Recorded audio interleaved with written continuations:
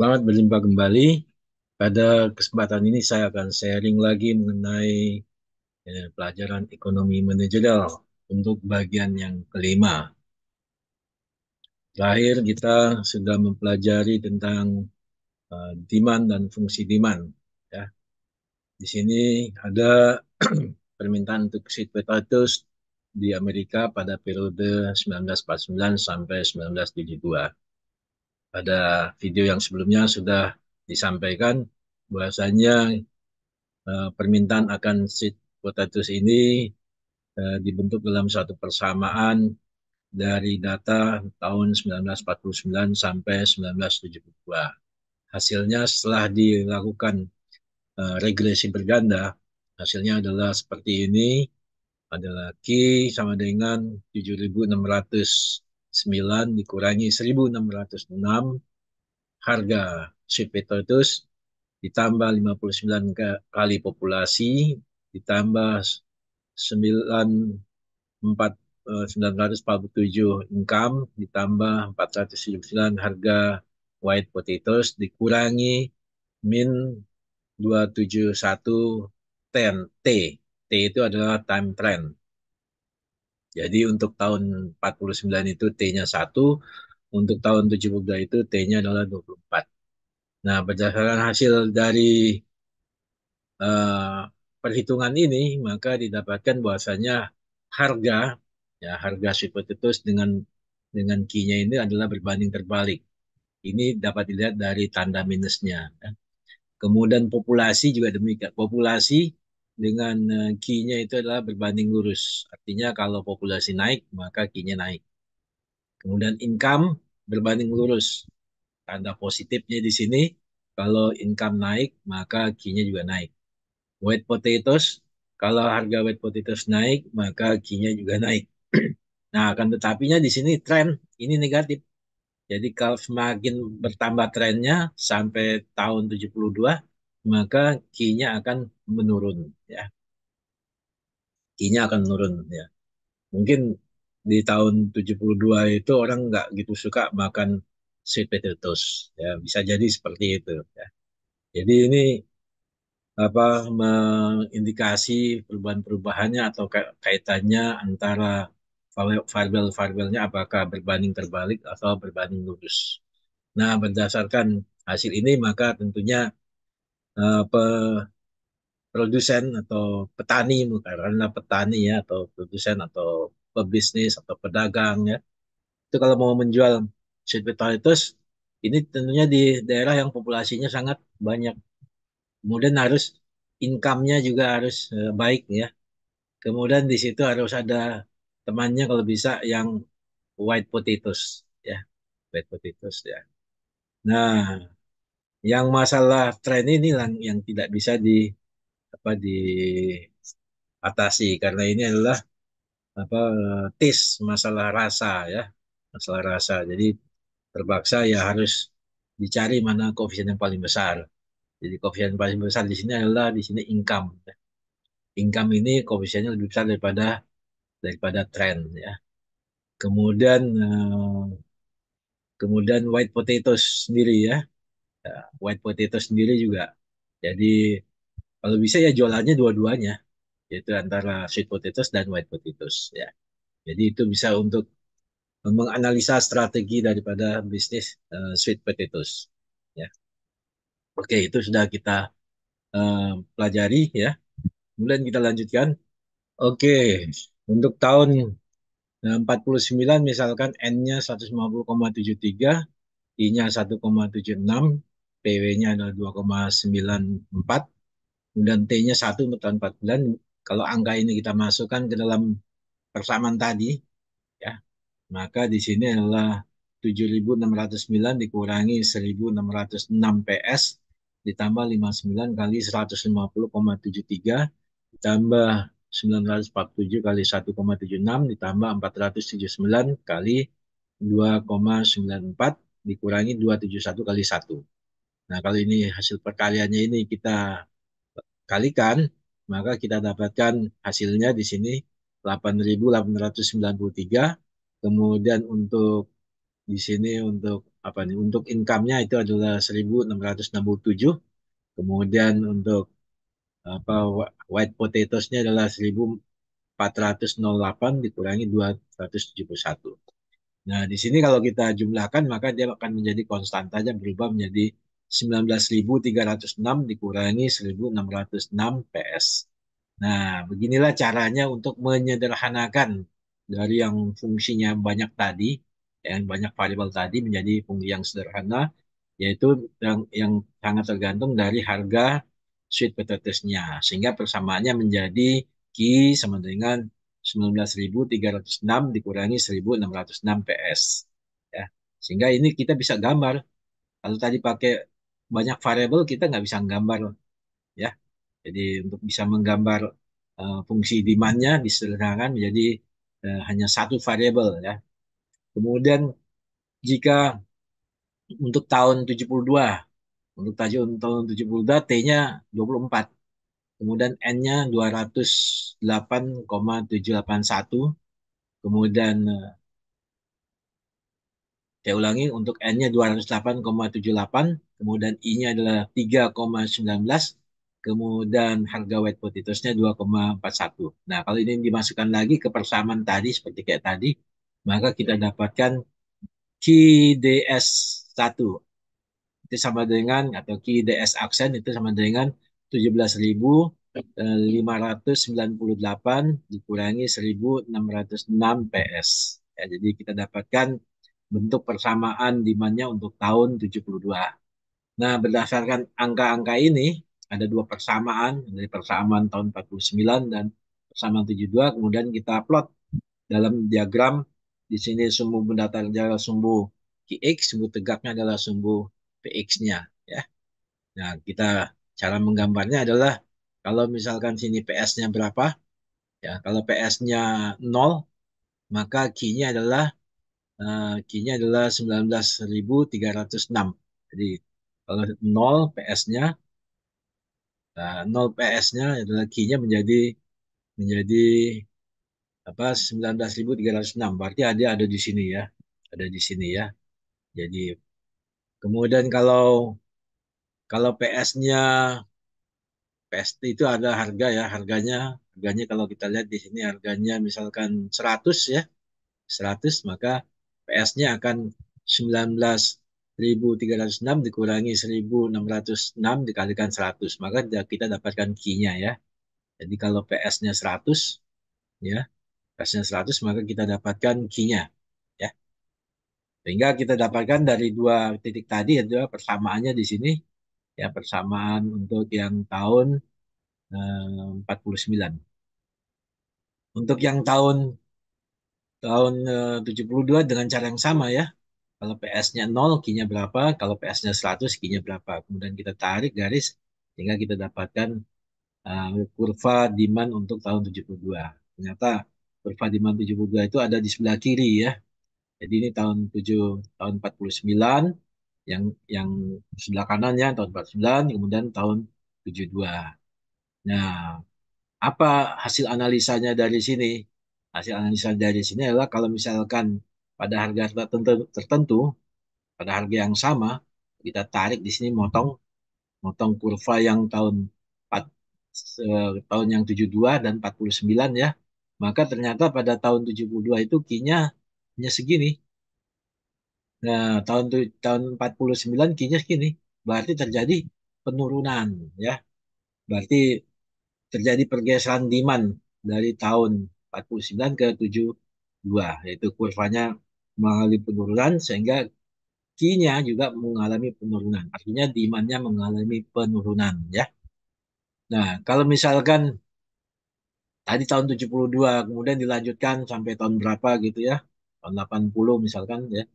Nah, misalkan tahun 80 itu kurvanya ada di sebelah kanan sini, maka kalau kita tarik ke sini, maka Q-nya akan lebih besar.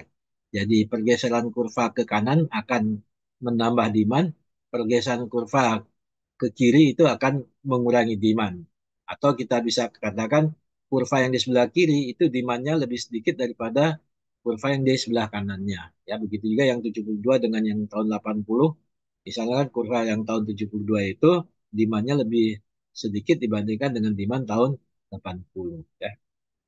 Oke, jadi dengan melakukan analisa demand ini maka pebisnis bisa membuat suatu strategi bagaimana untuk bisa mempromosikan bisnis dari sweet potatoes-nya ya. Begitu juga dengan apa produk-produk yang lain analisanya juga sama seperti ini ya. Nah, itu analisa dari kurva demand. Kemudian dari kurva demand juga itu ada analisa yang paling menarik adalah elastisitas. Pada yang umumnya ya adalah elastisitas harga pada permintaan atau pada demand. Nah, rumus rumus elastisitas itu adalah delta Q. Nah, perubahan kuantitas ya dari waktu satu ke waktu kedua atau penjualan satu ke penjualan kedua dibagi dengan Q-nya ya, Q pada waktu penjualan kedua pada posisi 2 ya. Kemudian delta delta P per P ini yang kita sebut dengan perubahan atau persentase perubahan harga. Ini persentase eh, perubahan kuantitas. Persentase perubahan kuantitas dibagi dengan persentase perubahan harga atau sama dengan delta Q per delta P dikalikan price bagi Q. Ya. Nah, jadi sini ada perubahannya, perubahan kuantitas dan perubahan harga, besarnya perubahan ya. Kemudian ini harga yang terakhir, kemudian ini adalah Q yang terakhir atau Q yang kedua. Nah, contoh di sini. Misalkan pada titik B. Pada titik B itu adalah sebetulnya perubahan dari A ke B. Nah, perubahan dari A ke B itu adalah di sini adalah untuk menghitung elastisitas produknya, elastisitas price-nya itu sama dengan sini delta Q-nya. Delta Q-nya adalah 0 kurangi 100. Jadi minus 100. Ya. Jadi delta Q-nya adalah 0 kurangi 100 menjadi minus 100. Jadi delta Q-nya. Kemudian 1 itu adalah dari 6, harga 6 menjadi harga 5. Jadi ini sama dengan sini 1. Jadi minus 100 dibagi 1. Kemudian dikalikan dengan P, price-nya adalah price pada waktu di B. Pada waktu di B itu adalah 5 dibagi dengan Q-nya pada waktu di B, yaitu 100. Hasilnya adalah minus 5. Yaitu adalah nilai elastisitas pada waktu di B. Sekarang bagaimana kalau nilai elastisitas pada waktu di C?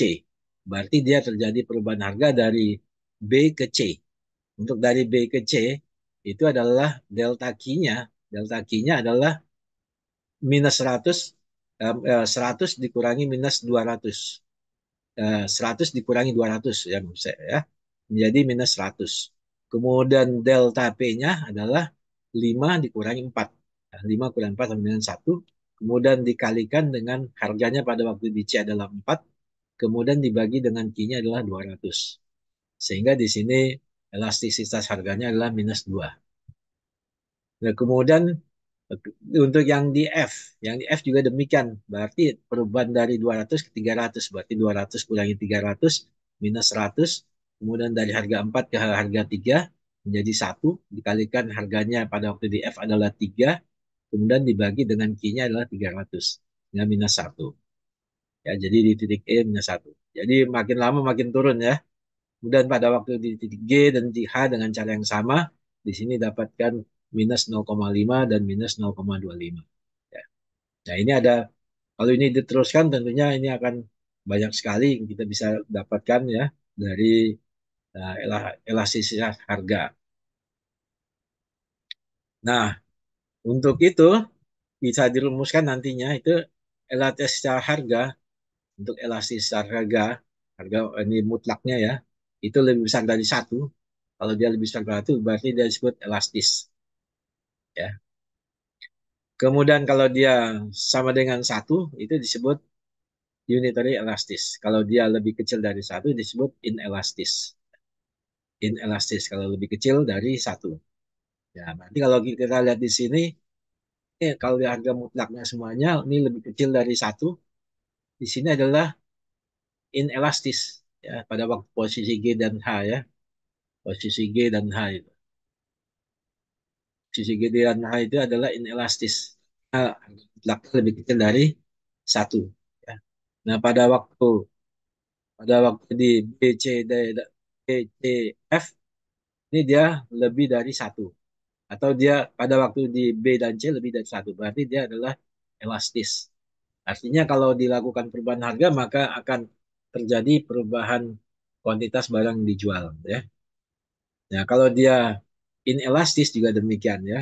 Inelastis artinya kalau dia dilakukan perubahan harga, berarti akan sedikit delta Q-nya akan sedikit berubahnya. Delta Q-nya akan sedikit berubahnya. Kalau dia unitary itu dia sejalan ya, sejalan ya. Artinya eh, sejalan itu maksudnya dia berbanding lurus ya. Jadi perubahan harga dengan perubahan kuantitasnya itu berbanding lurus ya. Nah, itu arti elastisitas. Nah, dan inilah yang disebut dengan elastisitas titik ya. Jadi karena pada satu titik tertentu. Nah, contohnya misalkan di dalam regresi untuk menghitung elastisitas harga itu adalah rumusnya dalam persamaan regresi adalah sama dengan A1. A1 itu adalah koefisien dari P-nya ya dikalikan dengan price dibagi dengan Q. Ya, contohnya contoh sweet potatoes pada persamaan sweet potatoes itu misalkan price-nya adalah $7. Q-nya, QS-nya setelah dihitung adalah 8.064 ya. Maka elastisitas harganya itu adalah koefisien dari persamaan. Balik lagi di sini, koefisien dari persamaan itu adalah minus 1.606 ya. Kemudian dikalikan dengan price bagi dengan Q. Maka kita dapatkan minus 1,39. Artinya apa? Artinya 1% kenaikan harga sweet potatoes itu akan menurunkan demandnya sebanyak 1,39% ya. Jadi dia akan menurunkan 1,39%. Nah ini dia sifat barangnya apa? Elastis ya karena lebih besar dari satu harga mutlaknya di satu. Tetapi dia kalau harga barangnya naik maka akan menurunkan demandnya atau Q-nya sebanyak 1,39% ya. Demikian juga untuk kalau misalkan dengan produk-produk yang lain atau persamaan demand yang lainnya. Jadi ini rumusnya kalau kita ingin menghitung elastisitas dari suatu persamaan demand yang sudah ada. Nah, selain dari elastisitas titik, jadi elastisitas pada satu titik tertentu, itu juga ada yang elastisitas yang kita sebut dengan art price elasticity of demand. Artinya ini adalah elastisitas pada dasarnya demand itu bukan garis lurus tapi garis lengkung. Garis lengkung, kayak demand itu garis lengkung ya. Jadi yang kita sebut dengan art price elasticity dari posisi satu ke posisi dua. Ya. Jadi posisi satu di satu kurva ke posisi dua di satu kurva ya. Nah, itu rumusnya adalah elastisitas harga EP, P itu adalah price, itu sama dengan Q2, ya, Q2 dikurangi dengan Q1, berarti dari demand-nya itu, berarti kita harus tahu harga di Q2, harga di Q1, kemudian uh, jumlahnya Q1 dan Q2. Nah, di sini maka rumusnya adalah EP sama dengan Q2 dikurangi Q1 dibagi P2 price 2 dikurangi price 1 dikalikan dengan price 2 ditambah price 1 dibagi dengan Q2 tambah Q1. Maka kita dapatkan yang kita sebut dengan arc price elasticity of demand ya. Kemudian kita juga bisa menghitung income elasticity of demand. Jadi income elasticity of demand. Tapi ini adalah point elasticity. Jadi elastisitas titik ya. Yaitu dengan rumus perubahan perubahan kuantitas dibagi dengan perubahan income. Sama dengan yang itu adalah delta Q per delta I. Delta Q-nya adalah perubahan kuantitas dibagi dengan perubahan income ya. Kemudian dikalikan dengan I per Q. Jadi kita bisa menghitung elastisitas harga terhadap income. Artinya kalau income masyarakat itu berubah sekian persen, maka Q-nya akan berubah berapa persen ya. Nah, itu artinya seperti itu ya. Kemudian tentunya bisa juga kita bisa menghitung art income elasticity of demand ya. Berarti ada dua posisi di mana kurva demandnya yang bukan lagi lurus tapi melengkung ya. Maka karena di sini ada kata art ya. Maka kita harus mengetahui adalah pada posisi pada waktu Q1 dan Q2 ya, jumlahnya Q1 Q2, kemudian income pada posisi 1 dan posisi 2. Sehingga rumus yang digunakan adalah Q2 dikurangi Q1 dibagi I2 dikurangi I1 dikalikan I1 ditambah I2 dibagi dengan Q2 ditambah dengan Q1. Jadi itu yang kita sebut dengan art income elasticity of demand. Ya. Nah, kemudian kita bisa juga menghitung cross price elasticity of demand yang untuk titik ya, untuk titik. Jadi pada suatu titik tertentu yaitu adalah delta Q yang untuk satu titik tertentu itu adalah seperti jelasan seperti yang di sini ini pada satu titik tertentu ya. Kalau yang untuk up itu berarti ini kalau ini garis lengkung ya, ini berarti dia dari posisi 1 ke posisi 2 ya. Ya, itu yang disebut dengan up ya. Oke. Kita balik lagi di sini untuk yang cross price elasticity of demand. Artinya di sini adalah elastisitas terhadap harga barang pesaing ya, harga barang pesaing. Jadi kalau harga barang pesaing itu naik atau turun ya atau berubah ya, berapa besar kuantitas barang kita akan naik atau turun ya.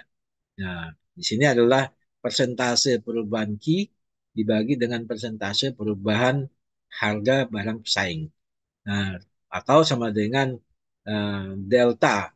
Delta atau perubahan Q dibagi dengan perubahan harga barang pesaing dikalikan dengan harga barang pesaing pada saat itu dibagi dengan Q barang kita, Q, QX ya pada saat itu. Nah, ini yang disebut dengan point cross price elasticity of demand. Nah, kemudian tentunya juga ada yang disebut dengan art cross price elasticity of demand, yaitu adalah uh, antara Q1 dengan Q2 posisi dari barang kita, tetapi terhadap perubahan harga barang pesaing pada waktu posisi 1 dan posisi 2 ya. Sehingga di sini adalah Q2X, QX2 dikurangi QX1 dibagi dengan PY2 harga barang pesaing, PY2 dikurangi PY1 kemudian dikalikan PY2 tambah PY1 dibagi QX2 ditambah QX1 ya. Jadi itu ada apa yang disebut dengan cross price elasticity of demand ya. Nah, ini juga bisa nanti bisa berkembang juga dengan misalkan harga barang komplementer ya, bisa juga seperti itu ya. Harga barang pesaing yang pesaing 1, pesaing 2, pesaing 3 ya. Pesaing yang paling ketat lah umumnya dipakai itu adalah pesaing yang paling ketat ya. Nah, ini gunanya untuk apa? Gunanya nanti untuk strategi ini bagaimana kita menentukan harga supaya apa kuantitas dari barang kita itu tidak terlalu drastis menurun atau kalau bisa bisa naik yang lebih besar lagi gitu ya. Ya, oleh karena itu harus dihitung elastisitas harga kita terhadap demand kita, elasticity, ya kemudian kalau income juga bisa dengan income elasticity of demand, kalau populasi adalah populasi terhadap elasticity dari demand kita ya.